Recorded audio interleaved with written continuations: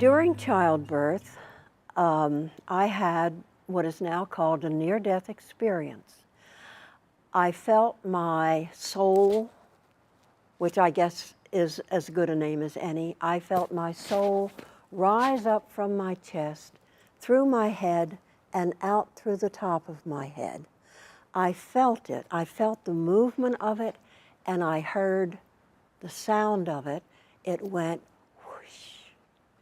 And then I found myself in a dark space where I didn't know what was going on. I knew something was not normal, but I hadn't a clue what it was.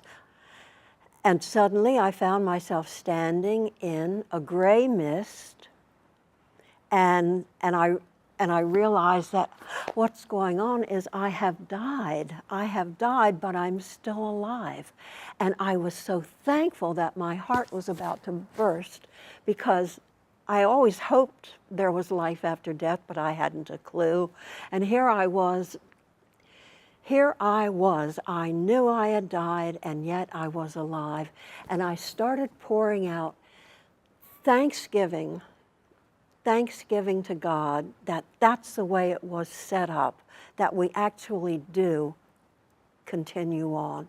And as I poured out all these feelings of love and thanksgiving, the gray mist turned into an enormous, brilliant white light. And it was not a static light like a spotlight on the stage would be. It was a dynamic light. In some way, things were going on, power was going on in the light. I hadn't a clue what it was all about until the light came toward me and drew me in also, and there was a point at which the light and I became one, or at least that's the way it felt to me. And the light consisted of a love that I cannot even describe, no matter how hard I try. There are no words to describe this kind of light, this kind of love. The love said to me without any words, "You are my beloved soul. I love you with all of my heart. I love you without condition. You are precious to me beyond belief."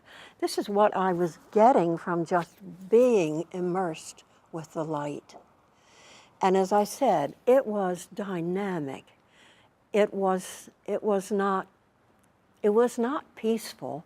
It wasn't unpeaceful, but it was a dynamic situation between the light and me.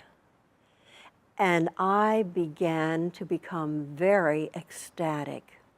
The force, the power of this light was such that whatever it is in me that responds just kept getting higher and higher and higher and higher. And there was a point at which I could feel myself being cradled in the light. And that's where some peace, I think, maybe was part of it, because it was the most wonderful, peaceful feeling I had ever felt.